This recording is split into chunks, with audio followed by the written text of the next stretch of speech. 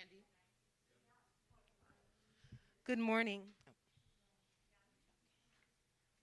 So how do we do the? I don't know where Scott is. He's supposed to be here. So should I just leave this here for now and do it like that? Okay. Oh, thank you. And I need to turn this back on because it Okay. died and sit still. And some people.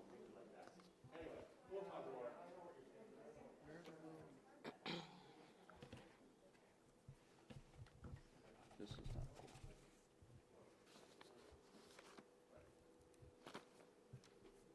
I just bought the books. So can you just put like, have you read it? Have you read it? I just bought a few. What if she only had this many? This is such a good book. You can just. Oh my gosh! Table. Yes. It's not enough. There's only 9. Yes. Yes. Wow. I was Wow. reading it, and it's about third culture children. We're trying to talk to her about the next one being about IPCA. Wow. So what she says is American parent, Indian parent. The kid has like Indian breakfast or American breakfast or Indian dinner. It's such a. She's very well written. Oh my gosh, I can't wait. Thank you. I will make mention of it up here. Okay, are we good? No, something just, it was all fine. And Okay, well, just give it a minute. I'm praying that this didn't just die. I don't know why this is up here, but we have to start on Where time. did that come from? I think it's coming from Zuber. Oh, it must be. And So let's but wait I'm on. dead. I'm like Is it- literally dead. Oh, you know what? He switched it. What did he do? He switched the control to him. So Well, let's it's just got- wait. it's- Let's just it's- wait. It's totally blocked me Okay. out. So completely. let's just wait till Maybe that's why. like right before the luncheon. Okay. Okay. All right. I don't think I shared that with him. That must be what it's shut me down. Literally. Okay, so I'll say What about this? Do you know how to turn this volume on? it was on. Everything was working. Zuber, do you know how to turn this volume on? Oh, is it test? No, it test. was on now. Have you turned this mic off? Something's off everywhere. Everything is off. Everything was working and now it's not working. Like I lost my computer too. Well, he switched the screen. What are you gonna have? Like, I don't know how this came. yeah, I don't either. Well, this Is that's you, isn't it? this is you. Let's see, I'm behind there. Maybe. No, that's him. Up top, OBS. Oh no, this is him. Yeah. That's him. I don't know how that's happening. He must have And we switched them. lost everything. Okay, so we won't worry about our. Let's just. It's okay. It's okay. It's all right. It's all right. It's really okay. Thank you. Thank you. Thank you. Thank you. Good morning. All right, good morning, everyone. We just got a few housekeeping items that we're going to get taken care of, and then we'll begin.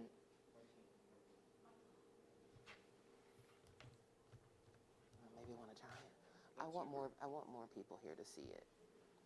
I just want more people here to see it. So let's I wait agree. until I everybody's agree. here. Okay. And Zuber, what will we have on the screen, like, or can we turn the screen? Oh.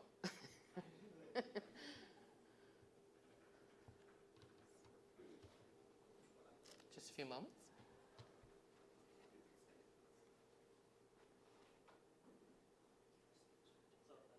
Okay. Okay.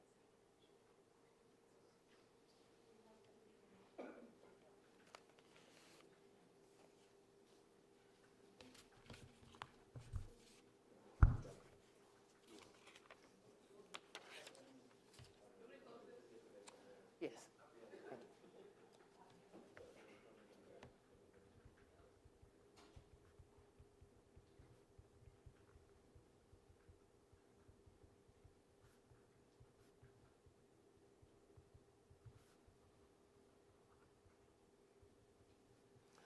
you. Zuber, we're good? Okay. All right. All right, good morning, everyone, and welcome to iStand 2020. the 7th International Parents Conference. We're so glad that you're here today. We had an extraordinary evening last night with our working dinner, and today we will continue. I just had a few housekeeping items before we begin. Please remember that we are live streaming for our 9:15 conference session, our 10:30 conference session, our 3:45 conference session, and one of our breakouts. So please silence your cell phone if it's not already.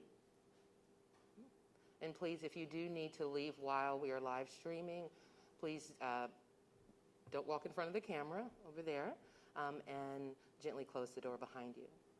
I wanted to remind everyone who will join us for our embassy walk tomorrow. That we have maps, and at 4:30 today, after the last session, we'll just kind of get our heads together and determine our meetup location, which is the Embassy of Costa Rica. And so because of the complications of COVID, we were not able to secure meetings, but you know how the embassy walk is. We go anyway. And so you know how we do. So we'll share more information on that this afternoon. We want to make sure that if you did not get an iStand mask, they are at the registration table, so please ensure that you get one. We also have self-care bags. If you didn't get one of those, please do that as well. Would like to welcome Risa Lee as the newest member of the iStand Parent Network Board of Directors. And remember, we work hard and we play hard. So after our session today, or after our conference today, remember to join us for our post-conference mixer, I'm Still Standing. It'll be right next door in the Astor Room and out in the patio. It's my pleasure to welcome Vice President and Parent Advocate Randall Murphy.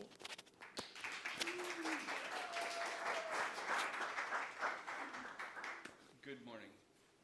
We'd like to present our resolutions for our 2020 iStand Conference, Ignite, Fight, Reunite. Our mission, iStand Parent Network empowers parents to recover their children from international parental child abduction and wrongful retention, and advocates for domestic and international policy reform that returns children home. Our iStand 2020 conference resolutions. And if you could please pull this out of your conference manuals. I will be asking if some people can help read these resolutions, 1 through 10, and I will start with 1. To stand together to urge the U.S. Department of State Bureau of Consular Affairs Office of Children's Issues to exert diplomatic pressure and elicit cooperation from nations where children are held, maintain strong and consistent casework, reporting and response, and enhance interagency cooperation for family reunification. Joel's. Number 2, to press the U.S. Department of Justice to stand with parents to enforce the International Parental Kidnapping Crime Act of 1993, pursue criminal prosecution and negotiate plea agreements when warranted, and enforce laws that protect parents and children and lead to safe returns. Thank you. Paul. To request the Department of Homeland Security stand with us to prevent further abductions and to implement and enforce exit controls at all U.S. borders and airports for children traveling abroad. Jaka. To educate Congress asking that they stand with parents to enact comprehensive laws that left behind parents are used to bring their children home. Samina, number 5, please. To encourage the central authorities in other nations to stand and act with urgency on matters of abduction, wrongful removal, wrongful retention, and access rights. Donna, number 6, please. To stand together and educate families, courts, and state aircraft here, and officers on international criminal child abduction, risks, and legal measures which courts should incorporate to migrate risk. Thank you. Jules, could you hand your copy to Rashika, please? To insist that signatories of the Hague Convention on the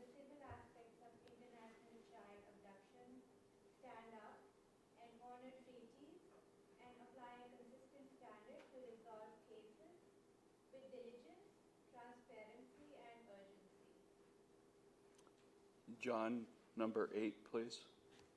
Sure. To stand as a network of advocates for family rights, we work collectively to identify tools and resources that support children's rights to be present in their parents' lives.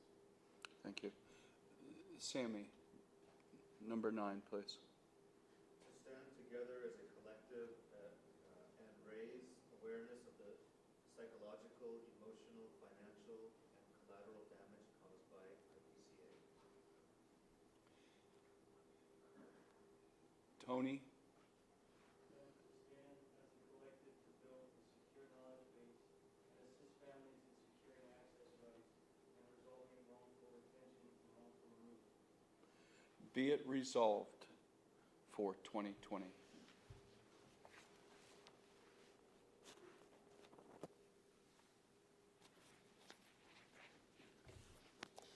Thank you, everyone.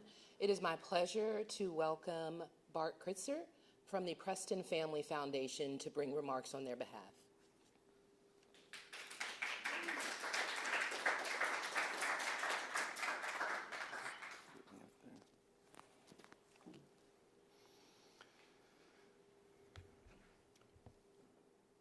Parents will instinctively say that they will do anything for their children. But for those of us in this room, those words have been put to the test. The fact that you are here, though, means that you know that you are not alone. This room is full of love, and that love gives us strength. And together, that strength can bring change. Like you, iStand came into my life when I was at my most vulnerable, when I was broken. They listened, they supported, and they helped. And it was iStand's efforts that led to my children returning home. iStand worked tirelessly and selflessly. And with that in mind, it was an honor to present iStand's grant to the Preston Family Foundation. One of the core values my grandfather embodied in the foundation was give back. And by this, he meant to give back to the communities and the entities that enabled our success. And in some cases, that meant paying forward. iStand gives support. iStand gives answers. iStand gives hope. And the Preston Family Foundation is proud to sponsor this true grassroots organization in their endeavor for positive change. Noel, Randy, you all have built something very special here. And we're going to bring all those children home. And we're behind you 100%.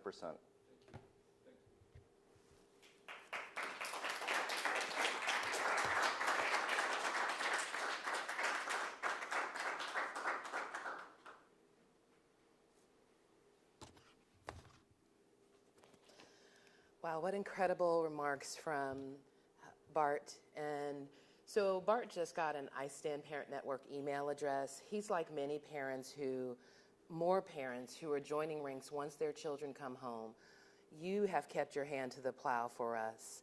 And this conference would not be possible without you and your family foundation and what's to come. And so we can count on the support of the Preston Family Foundation for the next 3 years for this conference. That is also fantastic. Thank you so much.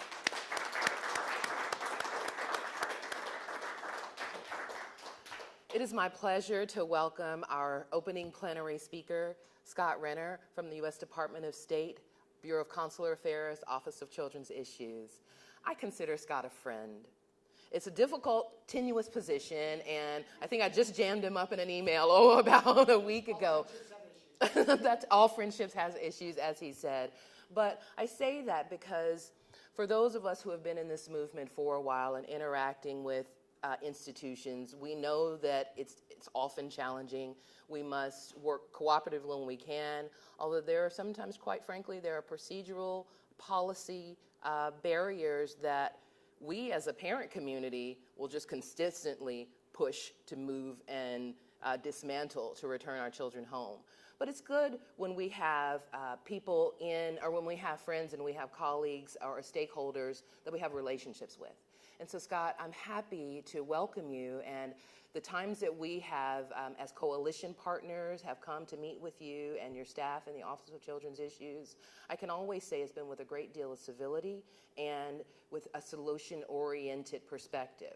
We haven't gotten where we want to, but I'm happy that during the time that we have been working with you, we've moved the ball further down the yard line.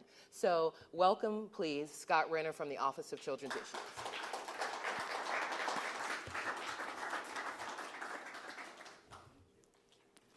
So good to see you. Barely made it.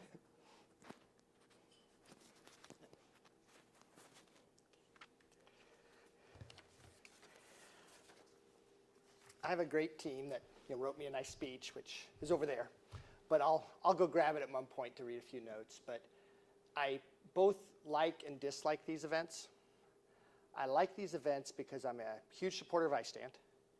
As some of you know, I joined Children's Issues in 2010, and I was here from 2010 to 14. I'm a Foreign Service Officer. And I left in 2014, as Foreign Service officers do. And I went to Toronto for a few years, but I really wanted to come back. And I think the single biggest change I saw in our work, honestly, was this iStand relationship. We did not, if some of you, and again, the sad part is that I see familiar faces. I wish I didn't. I wish it was a whole new group every year or an empty room. And some of you have talked to on the phone, some of you have talked to in person, others have gotten a chance to see testify, different things, but I wish it was empty room. But we didn't have this relationship with the parents before, frankly. And we took a lot of the blame for that, I think. I think we were a little bit, I don't know what the word is, afraid, hesitant. We probably had conversations back then or before my time of, oh my gosh, what if they organize? What's going to happen then? My interactions with the parents groups tended to be, I was telling somebody, and you guys have grown as an organization. I really mean this as a compliment. I'm also a parent. I have two girls. They're 21 and 17. But when they were little, you'd see them with their friends parallel play, where they think they're doing something together, but they really aren't. They're just kind of doing their own thing. And I think that's how some of the groups started out. Some of the parents groups I remember working with before, we'd meet, and again, those groups of the individual parts, the India parents groups, the Japan parents groups, the other groups, I think have also grown. You've never forgotten your own kids and your own cases and your own, grievances with us, your own asks. We want to hear those, but you've started to coalesce into groups with group goals and group asks. And I saw that immediately when I came back, and it's just gotten better. So I'm here for another year. I'm here today with Martin Opus, who some of you have had a chance to talk to. He is there's 5 division chiefs in Children's Issues. 3 of them do abductions. That's Martin Opus, who you see sitting there, who's in charge of Western Hemisphere. A new arrival was a gentleman named Greg Gardner, who, like me, a Foreign Service officer who rotated out this summer. So a new arrival is Nasher Ali, who's again a Foreign Service officer who's taken over the Eastern Hemisphere, part of our portfolio. He worked with me in Toronto for 2 years, so we're friends. And I'm, I recruited him to the office because I knew he'd be an asset. And then the other division chief is Elena Corona, who some of you have met. And that's one of the things about our office is we have a mix of what we call civil service and foreign service. And part of that is so we don't lose touch. We have people like me, foreign service officers like Martine, who hopefully bring something to the table in terms of our foreign experience. I've lived in 7 countries. I don't know, how many of you lived in, Martine? 5, okay. So we have that experience. But the civil service is like Elena joined CI in 2009, worked at NCMEC for 8 or 9 years before that. This is her career. So we have that mix. One of the things, I'm kind of rambling a little bit. As I was getting ready to come here, I thought, well, I want to say something different. I don't want to just get up and give my this was a brand new group, here's what the Office of Children's Issues does. So one of the things I've been talking to Noelle about, and she's been beating me up for, rightfully so, is some of our relationships are personal. There's officers, we have a range of officers, and some of them get very, built personal relationships with people. Sometimes those relationships are tough. But regardless of what that relationship is, she has really reinforced to me how hard it is when, you get an email that says, I'm your new country officer. That's going to happen. Some of it's like what I just said. I have officers who work for me who are foreign service, who, their time's up and they rotate. Sometimes people leave us, sadly. Sometimes people get other job opportunities and new chances. But we're going to really try harder to make sure we inform you of what we're doing. One of the ways we want to do that, besides just making sure officers, introduce you to their successor, is to tell you about changes in the office, tell you about what we're doing. We've started this on the adoption side with a newsletter. We've done 5 of them now. I shared them with Noelle. I'm going to ask her to go ahead and share that around, please, with everybody. We've got some drafts we're working on. We're struggling a little bit because this is meant for sort of you guys, as well as some of the other, it's not just parents that are interested in this. It's also going to be for some congressional staffers. It's going to be for NCMEC. It's going to be for some of our partner groups, some of the lawyers we work with regularly. But we want to make sure we're being transparent. We want to make sure we're telling you kind of what we're doing in big picture terms. It shouldn't be once a year at the iStand conference you hear about some initiative we're doing, or via some email between Scott and Noelle and the new director doesn't like her and so those emails stop or something. So that's one of the things we want to do, is make sure we're introducing people and you have a feel for who we are and what we're doing. So that's coming, but we're still struggling a little bit, honestly, with coming up with what should be in there, what you guys want to know. So I may send the draft we have to you to get your thoughts, and let you think about it, because we want to make sure that's useful. Adoptions, we've done it every couple months. Sometimes some of the items I joke are like the church bulletin announcements, but we also do other things. One of the things that'll be in there is another change we've made in the last year, which I really like, is some of you have heard the name Michelle Bernier-Toth, who is the new special advisor for children's issues. And I love her in that position. Part of it is, one of the reasons I came back to children's issues was Michelle. Michelle was my boss before she took the special advisor role. She was the acting managing director for children's issues. The managing director for Overseas Citizen Services, which is who the director of children's service issues reports to. She was my predecessor one time, long ago. She had the job in 2002, in that time frame as director. I know, okay. She really cares about this stuff. It means something to her. And she's also civil service. She was a foreign service officer, grew up overseas, actually. Her parents are foreign service. But she is in this till she decides to retire, which I think is another positive. I think as a foreign service position, that position turning over every couple years isn't necessarily a good thing. And she's really her focus will be relationship. A lot of her focus is going to be on relationship with those foreign governments, building longer-term relationships with some of them. And we're going to have her on the road a lot traveling. So that's another thing that we're going to try to tell you about, is her travel, her trips, what she's doing. But I think that'll bring, both needed continuity to this, but just to be frank, someone in the job who really wants it. Some of the people who are bidding the job, I'm just going to be honest here. We have our foreign service bidding position. And like for my job, my number one criteria, someone who actually wants the job, as opposed to a foreign service officer who's overseas, who's looking for a place in Washington, not that many senior level jobs, sees this, knows it has a nice corner office and a parking pass. Those are all reasons to be interested in the job, but that's not going to make for a good CI director. So I'm actively recruiting my replacement, which is something that usually gets announced over winter. But and with that as the primary criteria, someone who wants the job. I'd love to get someone like me who's been in the office before with a good track record. But having Michelle in it long term, I think, is a good thing. And I know you've met Michelle, and so we want to get her out there and meeting people and talking to people.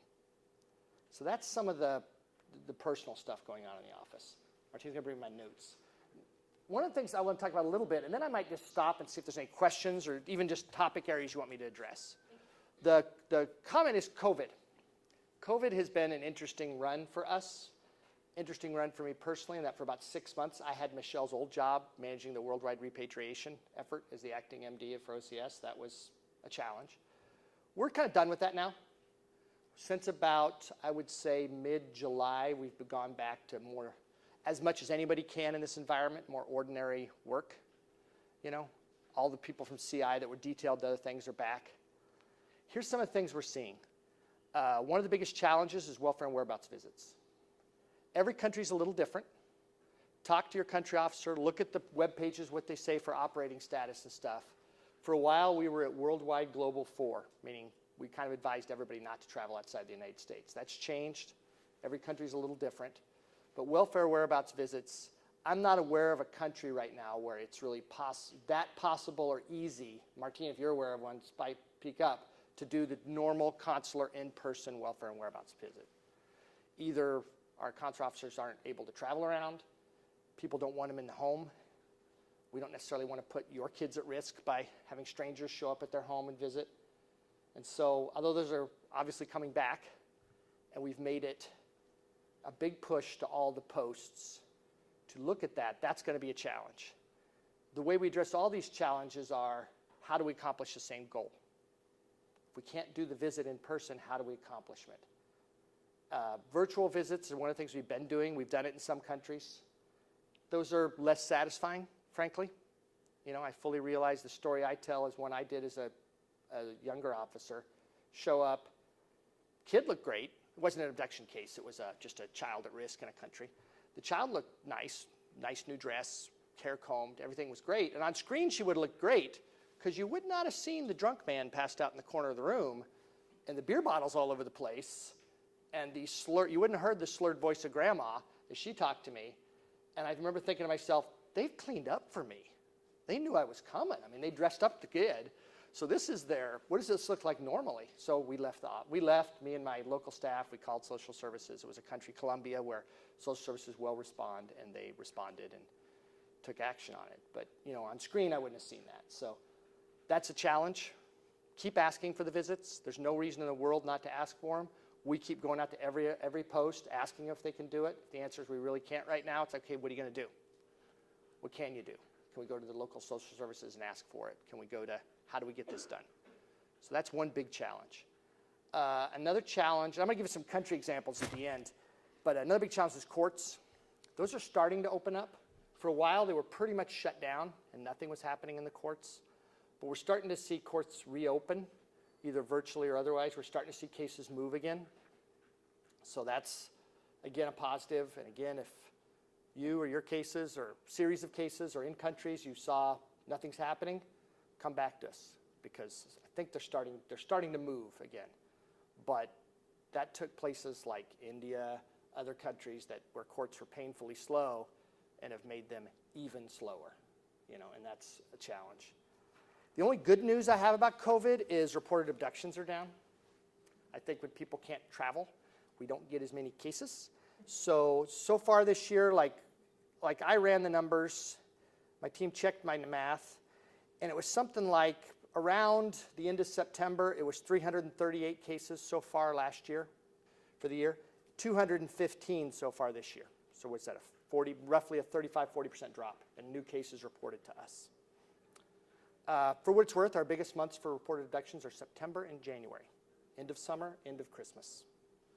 All the retentions that happen after people don't keep their promises and come back. The ones coming to us, incoming, also down about 40%.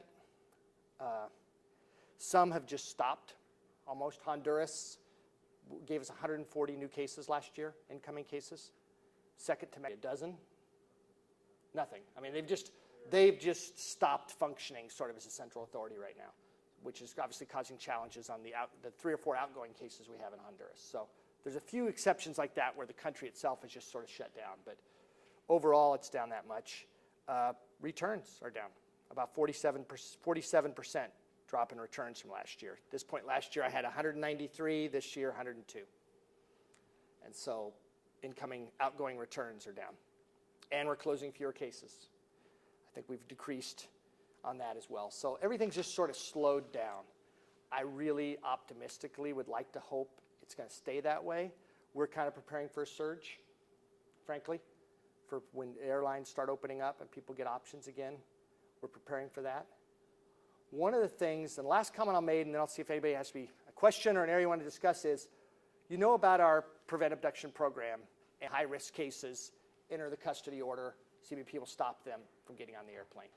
Other thing we've really cranked up this year with CBP, which I'm really pleased with, something that took a while because it's the government and we had to work out how to do it. And I'm not CBP, so I won't get into how they do it, but they've really stepped up at their suggestion. They were the first ones to broach it, helping us a lot with location efforts, with all the resources they have. They found a lot of kids through this because one of the hunches we had is, gee, if you live in Honduras and things are really bad there, maybe you sneak back in. Maybe you come back and don't tell the other parent you're back, you know. And so they're helping with some of that as well as using some of their resources. So that's been a big plus this year. And again, I don't know if it's sort of a retail thing we do because you wouldn't hear about it unless it was your case. The parent who gets that pretty much gets a message saying, because we can't share the law enforcement information that CBP uses to do that, it's just we believe your kid's back in the United States, and we share as much as we can. Or if it's an outgoing case, if it's an incoming case, we go back to the Foreign Central Authority and say, we think this kid left the United States. We think this kid's back in Honduras or wherever. Check on it. So, but that's been a big new tool. We always had that with them on one-off cases. Now it's across the board, you know, helping us in every single case. With that, I'm going to stop a minute and see if there's any. I have some examples of different countries, but I'd just like to hear areas you'd like me to address or questions. Okay, so we would like to take a couple of questions. Since we don't have the mic, if you could speak up, and then Scott, if you wouldn't mind repeating the question. Sure. If you wouldn't mind repeating the question. When it's new information, for me to understand that there could be a surge coming of outgoing abductions as the airlines open. How, you said you all are preparing for the surge. How are you doing, a potential surge? What I'm getting at is I'm wondering if there's people waiting. I'm wondering if there's people that, you know, all the motivators that people have that cause them to abduct, that they're waiting. Or the people that retain didn't do that trip to Russia this summer, didn't do that trip to Brazil this summer they always did. So maybe it's going to be the Christmas trip now this time. That postponed trip gets rescheduled once things start to open up. That's kind of what, I mean, I'm pure speculation on my part, but that's, you know, we're kind of, you know, we haven't, for instance, you heard that cut in numbers, we have not cut staff. I mean, there's been no cut in resources, our numbers remain the same, you know, we have approximately 90 people that work for us, I think, 60 or 70 government employees, fair number of contractors, and then we always have about 14 interns, Pathways interns, who I'd love you guys to meet sometime because they're young grad students and undergrads who are into this, wanted to come and work for us. They're paid interns, and some of them stay with us permanently, but we haven't cut staff one bit over this, even though our numbers are down, because I don't think it's going to stay that way. I hope it does. I hope it's a permanent change, but I'm skeptical. Paul. Yeah, hi, Paul Toland. Hi. I have a question. So I don't know if you know or are aware that the Hague Conference on Private Institutional Law, who administers the Hague, they put out a document in July called a Toolkit for the 1980 Child Abduction Convention in the times of COVID-19. And it has a number of suggestions, like 2 pages worth of Yeah. suggestions for what countries can do to help facilitate a number of things. Now I know that state may not be the lead, maybe the judiciary on some of these, but as a central authority, you certainly play a role in some of these recommendations. And the recommendations are very aspirational in nature, but I would think we should at least be working on some of it because we're not getting back to fully normal anytime soon. And so a lot of these have to do with U.S. and foreign court systems harnessing like electronic authentication and filing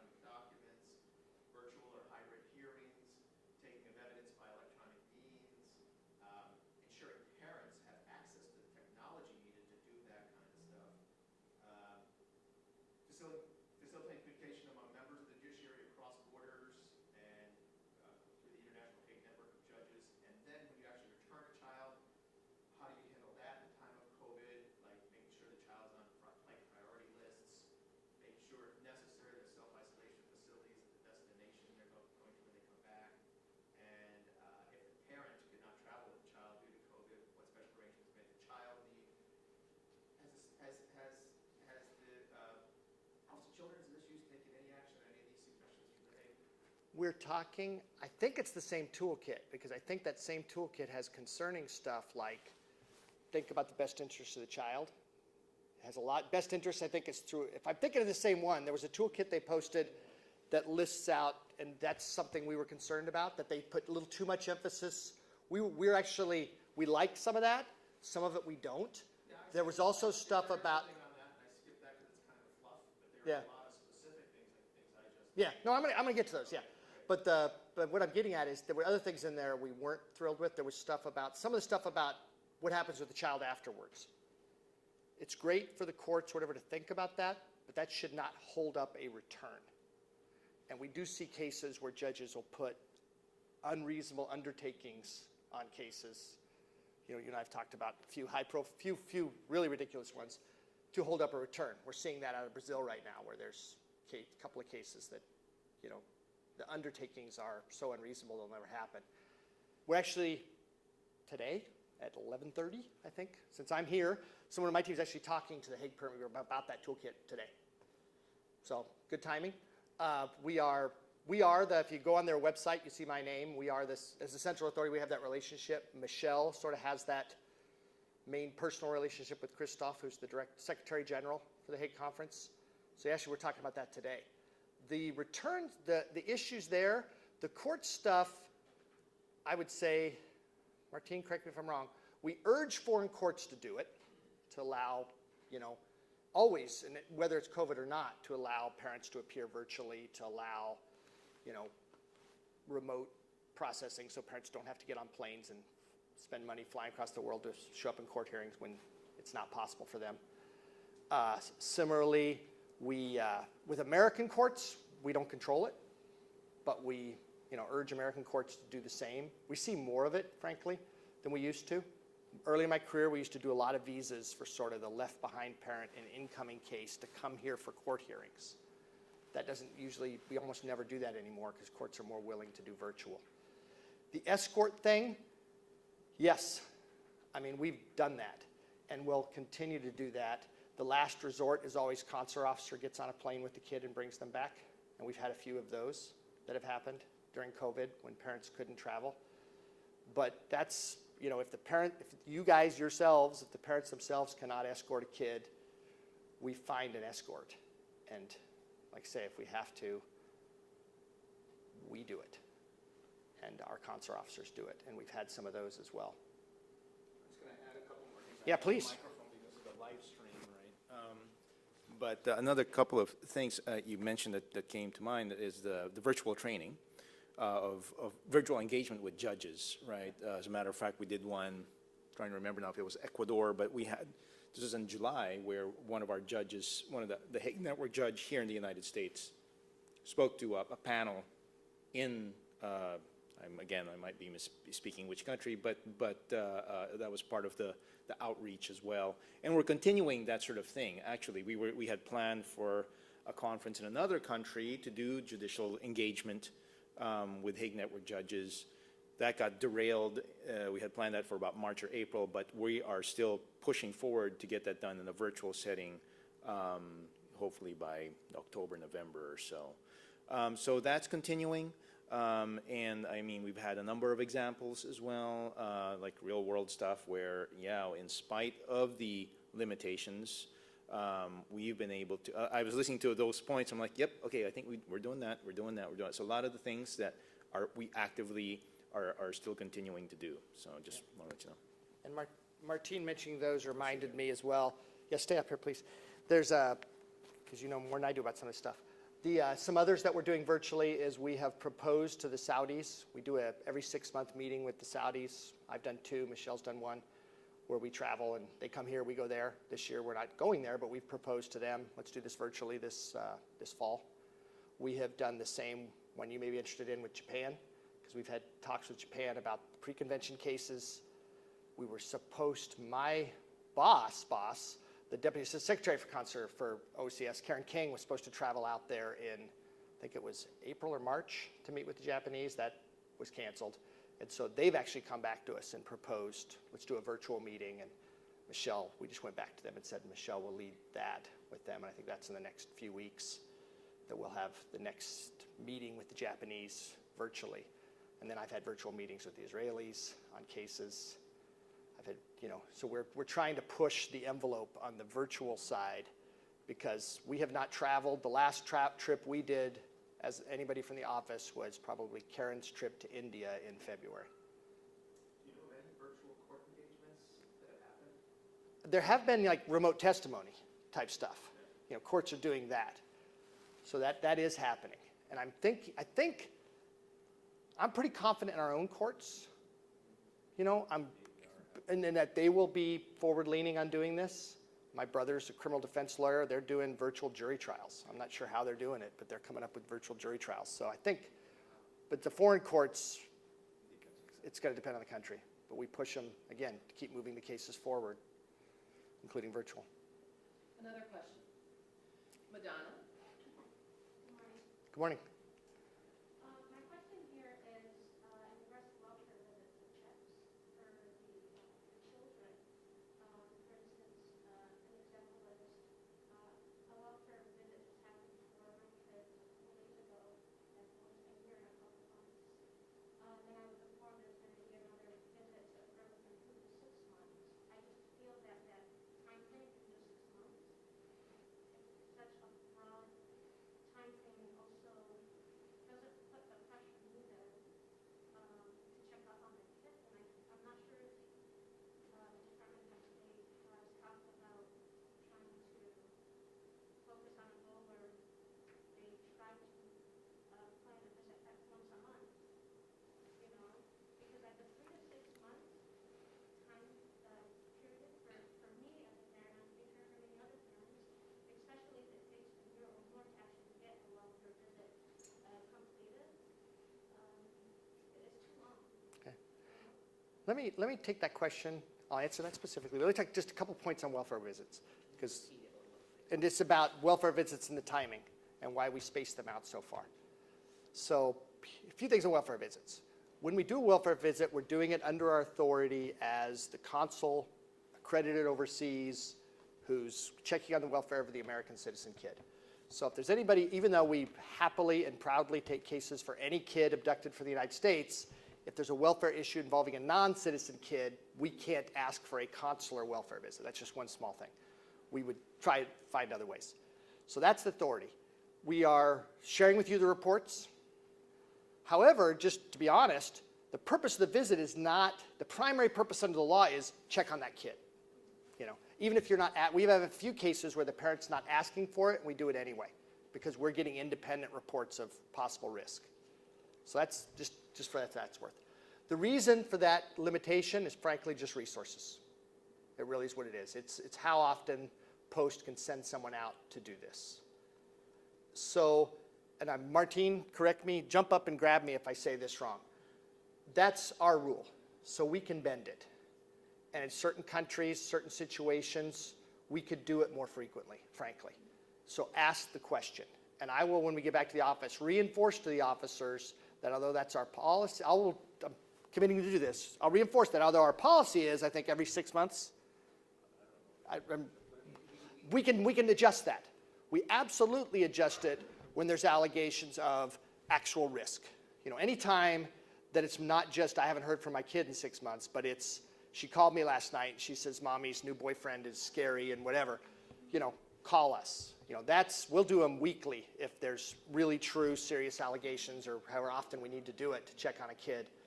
There's also times, when I was a consular officer, I used to go to Cali, Colombia every few months it seemed like I was down there for something. And when I went, I would try to say, okay, what prisoners can I visit while I'm there? I don't know when I'll be back. So sometimes there's just opportunities that pop up. We could do it more frequently.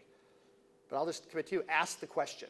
And it's going to vary from posts. Some posts have more resources, Some posts have huge sections and can travel around, and some posts don't. And the only advantage to a virtual visit is if the other parent's agreeing to it, we can do those a lot more frequently, obviously, because the resource requirement for a virtual visit, it's not a day or two of the officer out of the office in some of these cases. So ask the question. Ask for it more frequently. And when we get back, I'll make sure we reinforce the officers. That's our own made-up rule just to try to control the resource side, and we can adjust it as needed. Yeah, hi. I just want to piggyback on the welfare check as well. Is your office open to having like a think tank situation or just more input from the parent side as far as how we can better streamline these welfare visits, the questions that are posed, how much control can a parent and the involvement can they have in this situation? Just going through it with my own son, I was kind of deeply disappointed that a lot of my suggestions weren't taken seriously, and I was wondering how much input could I help, because I noticed probably the Foreign Service officers that are conducting these visits don't have any background in child Right. psychology or child development or anything like that, and so they might not be able to pick up on a clue or a red flag about abuse and just give a glowing report, and then later on Intel suggests otherwise. Yeah. Keep flagging these things. I'm not the Secretary of State, so I don't, even though we work closely with all the embassies around the world, and one of the advantages, I think, of us being in these jobs is we know the people. You know, I mean, they're people that are colleagues or that work for us, with us. Like, what country is your child abducted? India. Like Morgan Parker, who's the consul general there, is one of my friends who was just my counterpart in the visa office, sort of an office director in the visa office before he went out. So we know the people. But it's going to be different. Yeah, one thing to clear on WW is we are not social workers. So if we see serious allegations where it's available in the country, we go to those social services agencies to investigate. I mean, again, I was lucky in Colombia that DEEF in Colombia would actually do this stuff, and we would go to them and say, we saw something that just doesn't look quite right. You need to follow up. So yeah, it's always just going to be a person. You know, frankly, I would tend to do them sometimes with my local staff, who are much better than me, frankly, in terms of knowing. And they were great too. I love going with two people because me and my senior FSN in Colombia, our shtick was usually one of the two of us would distract the parents while the other one talked to the kid. Usually she would talk to the kid. If it was a little girl, she'd talk to the kid. Sometimes an older boy, I would. But that would always be our game plan going in the room, was because the parent and grandma usually want to do all the talking. I say grandma because that's usually who's the extra there. They want to do all the talking or answer for the kid. And so a lot of times we'll try to kind of get them talking to El Consul while my local staff talks to the little girl and gets the real story. But yes, we're very open to it. But again, go back to the thing, we're not your agent, so there's never going to be a time where I've had one argument, I remember where the parent was like, you must ask this list of questions. And I'm like, I will send them the post and they'll read the lay of the land and they'll try to get answers to some of these, but some of these they may not ask. It just may be a situation where they're just not able to do it. But anything is possible. I've done one where the guy did agree to let me on my phone, dial the mom, and pre-smartphone days, so it's just a phone call, but dial the mom and let the little girl talk to her during the visit. But he had to agree to it. But we're happy to ask. We deliver presents, we deliver letters, we take pictures sometimes or deliver pictures. But that's one of the bad things for us about the welfare visit. We don't, even though we have our consular right to ask, in the end of the day, if the parent says no, we're stuck. But yeah, no, exactly. If there's either in your individual case or even a group from the group of here's things we'd like to see, send it. Yeah, my pleasure to ask you a question. So this month, one of the left behind parent from India was informed that OCI has proposed the formation of India and the US joint committee at the very highest government level. And after that, we never heard anything. Any updates can you provide? Yes. Thank you. That was on my notes. I'll try to give shorter answers. Yes, the assistant secretary, so we're moving up the chain. Karen's boss, Carl Reisch, proposed that when he was in India during the bilateral meetings with India on a broad range of issues back in December. He proposed it. Karen reinforced it when she was there in February. It's been followed up at really senior levels from the State Department, have followed up in writing with the Indians asking for it. And so far, no answer from the Indians on the issue. We're pushing them again. It's been reached out again at a senior level, and we're meeting with the Indian embassy on it in the next few weeks to follow up again. This is something, frankly, we came up with. The idea being we need to move the needle there. And if they're not ready to go all the way to Hague, let's at least set up a framework to talk about it. Let's have the designated, these are the people who have to talk about it. We know the mediation cell didn't turn out to be this great tool. And so we want to get them at the table talking about it. By it, I mean both the policy, what they can do big picture, but also it being, put them on the spot to have to engage with us on the cases. Say, okay, what about this case where your own courts have ordered visitation and mom's never allowed any of it? What can you help with that? You know, but so far they've not answered. That's really, we keep pushing like much higher levels than me to get an answer from them. I'll let Noel call on people. Thank you. We've got about time for maybe 2 more questions. Samina and then John. Yes, I was just going to say about the welfare visit. A good welfare visit report is very counterproductive. So in my son's case, the report said he has a cell phone and he's allowed to call me. And at that time he was 7 years old, 6.5 or 7 years old. And that makes it look like he has communication, but no one was able to ask him or get him to prove or get the father to prove that really me and him have any contact. So that's One of our instructions, and we do training with officers, back to the training thing, we're doing a virtual training in November again for Foreign Service officers. Part of that training is those reports should be objective, not subjective. What that report should have said is, the mother reports that he has a cell phone and is able to call. Or the child told me, quote, I have a cell phone and I can call my dad. It shouldn't be the officer's statement. Same way, the officers aren't supposed to say, the child looked happy, or the child seemed to love his new home. It's the mother, quote, mother reported that. And so some of that's just training. You know, I get what you're saying. That we don't want to put, we really try to get the officers not to put subjective conclusions, and some officers do. Sometimes they go, and you know these people. They were your spouses, and you know, sometimes they're charming.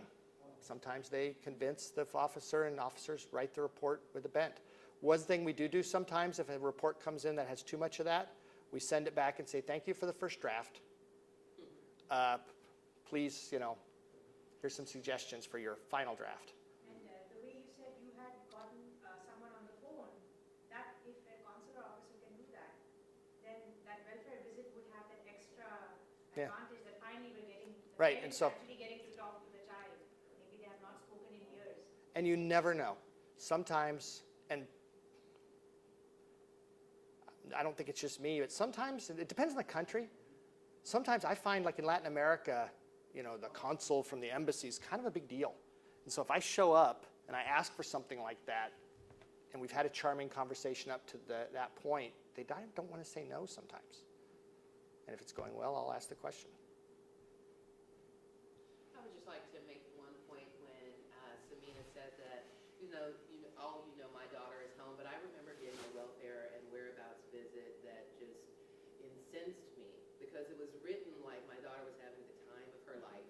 And Molly. it said, her hair was braided and she had been eating watermelon because it's watermelon season. I was, to Samina's point, I'm pleased to see that there is consideration for objectivity in those reports. Yeah, I mean, it might say she likes watermelon or whatever, but it shouldn't say. She's enjoying watermelon. The officers shouldn't draw conclusions in their report, because again, we're not professionals, so we're not child welfare professionals, so we shouldn't be drawing conclusory statements in the report, just objectively. Jaka? Yes, my name is Jaka Saraka. And then Tony. My children are in Indonesia. So my question here is, because of the COVID-19, there's a lot of travel restriction. Right? American cannot just go to foreign countries, right? So now my question is your office, can your office have the lesbian parent here to get visa to the country where the children are? Yes, that's actually in my notes from my team, so I'm glad you asked that, because there's examples. I mean, I don't know how it'll go in Indonesia, but they gave me some examples, for instance, some European examples, Germany and Italy, but other countries that have restrictions against travel. We can, especially if it's for a court hearing or something, it's easier if it's for something official, frankly, but if it's for a court hearing or for some formal mediation session or whatever, we can absolutely reach out both to the embassy. If we've got a foreign central authority, work with them. If we don't, directly through the embassy with the government to advocate for a waiver, for permissions to go in. Absolutely. So ask that question, definitely. And again, at the end of the day, what we can't do is advocate for an exception to quarantine requirements, however. If it's a public health sort of, you have to be quarantined or you have to, if that applies to all travelers, then we just try to get you to be a traveler. Take a final question from Tony, well, maybe two more. So I think we got about 10 more minutes. As long as you want me to, yeah. All right. I'm not- So Tony and then John and Paul, time permitting. Tony? Scott, thank you for being here. Hi. Thank you for doing this. My question is, moving forward, do you see the State Department maybe using the Goldman Act a little more aggressively on countries like black hole countries that are definitely not complying with the Hague? And also a little better transparency on the compliance list and non-compliance countries, maybe like why some cases were dropped, not just they were dropped. And a little more, I don't know, hands-on, so parents know what we're doing moving forward, and if we should even go through the Goldman Act, or I mean, the Hague, for certain countries that aren't using it, we might as well maybe just go through just divorce proceedings or the family court system. So with the Goldman sanctions, I mean, my sort of formal talking point is always, we always consider all the Goldman sanctions in every country, and you've all heard that point, so consider that delivered. Separately, when we look at it, really, when it's me and Martine and our team looking at it, we're looking at it as what's something that's going to give us some leverage? What's something that's going to actually, I am not interested in just sort of making a statement, punishing a country if it's not going to move the needle. So everything we do, we're looking at that. And that came up this year, last year, and we're trying to push it through again this year. Last year, for one of the first times, we had on the table visa sanctions for Peru, specifically. And at the end of the day, it didn't get through the interagency, but we're suggested again this year. So we're pushing that one again this year. We got some questions of why Peru and why not country X. And in some cases, it was countries that were trying to improve. You know, I would consider, frankly, Ecuador to be one of those countries, still cited, but they seem to actually be trying to improve in a way that, say, Peru is not. So we didn't see the need to sanction them when they're asking us to send judges down to train them. They're asking us to send consular officers down to train them. They're passing new laws. They're still not doing it. I mean, and they're still not good, but they're trying. And sometimes because it just wouldn't help. You know, it's not a country, I think we looked at Brazil for that, and they have like 7 H-2Bs every year. I mean, the category of Bs that we were talking about, they wouldn't even notice. It was so small. So that's my real answer of how we look at it. And yeah, we consider them all every time. But one thing that's important about the Goldman sanctions is once it gets to those, it's not Scott and Martine decide to cut off trade to Greece, you know. And it gets into the multi-agency clearance process. It's not my job to argue the other equities about whether a country's a NATO ally or what's going on in the Eastern Mediterranean or any of that, but that is other officers' job, and so that becomes part of the discussion. But like with the visa example, we push it forward. But I'd like to hear more on the report thing, because our report is pretty dry. It's written for Congress under their rules, and our lawyers take a lot of time on it, and it gets very dry. So we're happy. I can put out other information outside the report that could be helpful. So tell us what you want, and we'll see if we can do it. Thank you for coming, Director Renner. John Stefanik. Nice to see you face to face. Yeah, I think when you look around the room and you hear these questions, and specifically when you look at the website, one of the biggest problems parents face is not even knowing their options when their child is abducted. Could you address more than how to get that information out? I think it would be helpful with how busy everyone in your office is if you could help parents understand the best way to communicate with their country officers, given that they're obviously very emotional when all this first happens, and you've got some sort of rigorous timelines and paths to follow. Helping everyone understand how to communicate with your office better would truly help us and your office, I believe. Okay, that's a good last question, because I'd like to talk about that. Communicating with the office. Our office, part of our officer's job is to talk to you. I mean, that is not every government official's job, but that is their job. That's one of the reasons I have the numbers I talked about. It's why we have more people working on child abduction than work on American Citizen Services, meaning every other problem an American encounter overseas. So please tell us if your country officer's not talking to you and won't take your calls, you know, there's, I'm trying to think, one or two parents I can think of in my career where we said, look, you got to talk to only Scott now, and it's only in writing because of just over-the-top threats and stuff. But never, there shouldn't be that shouldn't happen. So you should be able to talk. They're a mixed bag. Some are extroverts like me who like talking. Some are introverts who are more shy. Some just will avoid it, but that's their job. So if you're not hearing, that is a good way to talk, to get the information. That's why we don't have sort of a call center reading a list. You know, this doesn't go to the, we have a State Department call center that answers a lot of generic questions about passports and things, but not for this. I think it is good to send emails, though. I'd suggest after the conversation, follow up with an email saying, you always do that, and it's good. It's great to talk to you. Just to recap, here's some of the things we hit. Or before the conversation, looking forward to talking to you. Here's some points I want to like you to be, you know, have them ready to talk to you. But they should be available. They or their backup or their branch chief should be available to talk to you pretty much on pretty short notice. I mean, that's what we're built for.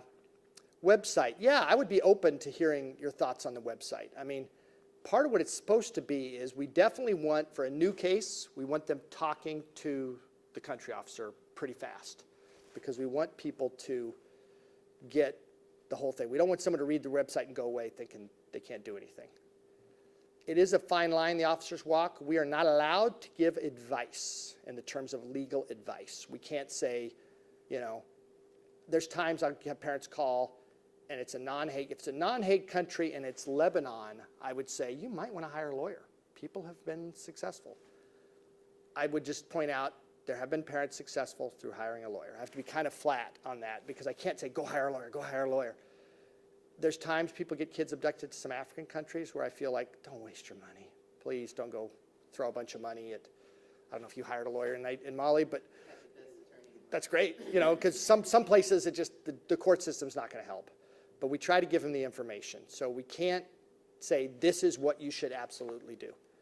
And one last thing I want to mention, one change I sort of made when I came back to the office that I'm hardwiring into our policies and SOPs and culture and going to sell to my successor is, and some of you have been around a while, this is, hopefully this sounds like a change, in that we keep cases till age 18, and my mantra is always, as long as the parent has hope of getting their kid back and is still seeking that, whether they're doing anything or not, whether there's anything really in the hopper proactive to make anything happen, whether they lost their Hague case or their court case or not, whether they've exhausted their appeals, as long as they still have hope, 18th birthday, we keep the case open. And that was hard for some officers, frankly, because those can be hard conversations with people who have been fighting a case for a decade and have exhausted all their options and still don't have their kid, and there's 4 years to go till the kid turns 18, and they're not looking forward to those tough conversations of what are we going to do now. But we do not close the case anymore. Now there's some parents who choose, after they've exhausted everything, say I think I'm done now, and that's fine, but it's their choice. And so we're hardwiring that in. Oh yeah, absolutely. And so if you hear of it, and I've spotted a few cases that I've seen, slip by and said, just a minute, why are we closing this one? Did the parent ask that to be closed? So that's another part of it. And yes, and that's. Just a quick COVID question.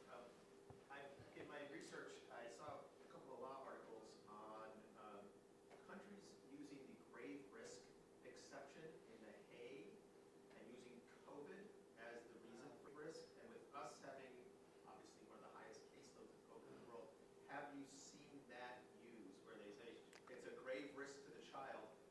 Hypothetically, let's say New Zealand that has like 0 cases. Yeah.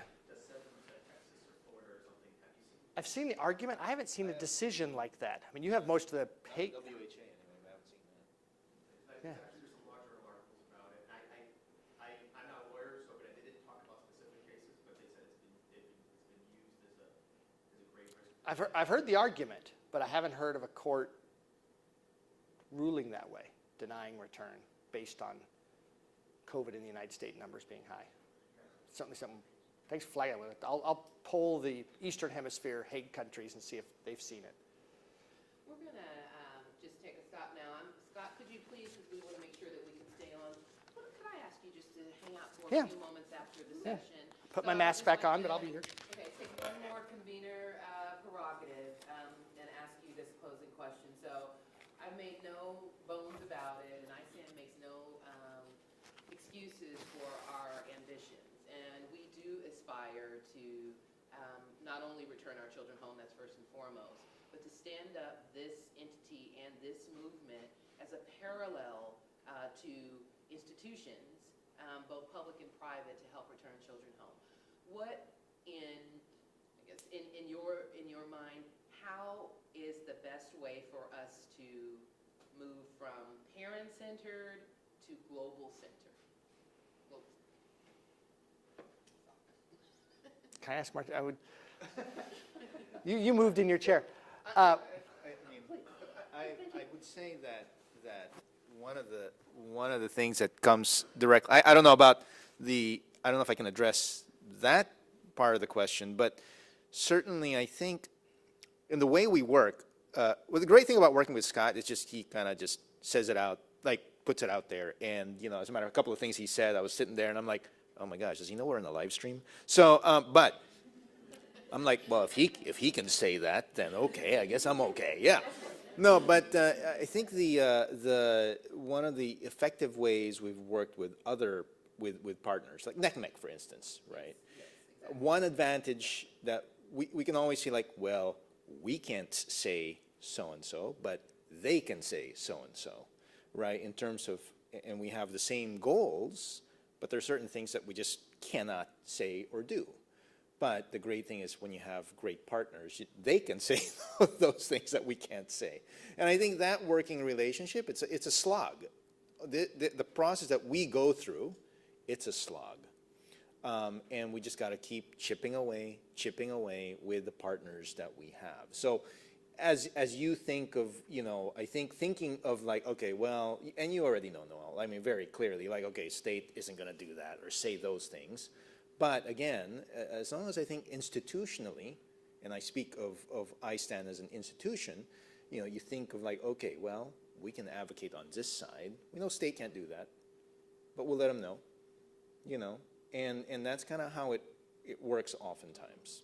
Okay, it's just again a mindset to keep in mind as you grow and again coalesce as a group and have as you're pushing certainly your agendas on these things. Yeah. The only thing I would add is like events like this, the meetings we've had, all that. Keep doing it more frequently, virtual, happy to. What we can't do is endorse. We can't put our State Department seal on the iStand website and say, this is the recognized parents group of the U.S. Department of State. That we can't do. But you are a parents group, you're a recognized entity, and we want to engage with you. And wait, this is live streamed, Martine? No, and some of it I had to say again, and why I said, oh, they wrote me a speech, I didn't deliver it. It's because I saw so many familiar faces here. I didn't want to get up and just, all the talking points that I would normally deliver to a fresh group are valid, and I would deliver those, but that's not, you've heard those, so that's why I didn't want to deliver that. And the last thing I'll say is, as I talked a little bit about the inner workings of our office, I want to just reinforce, people work here. I mean, it's one of the reasons I like to meet you guys personally, is because I think sometimes we've got, I think, the interactions with the parents and the parents groups, they think we're the Department of Motor Vehicles or something. We're this distant bureaucratic group where people, and that's not the people who work with me. It's just not. I mean, there's easier places to work than the Office of Children's Issues. We are one of the lowest bid offices in the Bureau of Consular Affairs when it comes to foreign service officers, because a lot of foreign service officers don't want the emotion. Just don't want to do this work. So the people we do get want to be here. Like I said about my successor, number one criteria, do you want to work in the office? That's just not about finding my successor. That's about Martine hiring a new country officer. And the country officers we have, the contractors, I talked about the pathways and how excited they are to be working for us. I mean, they really do want to do it. And I realize we have to show that, but that is really why people work in the Office of Children's Issues. I mean, you know, some are very boisterous and ostentatious about that. Your country officer, for example, didn't hide her passion one bit. Other people maybe don't show their passion as much, but they really, people who don't want to do the work don't stay. I mean, I don't think it's just my impression. I mean, we have, like I say, a lot of our people, for instance, are NCMEC alumni that come to us from the National Center. And so they know what they're getting into. All right? Thank you so much. Yeah.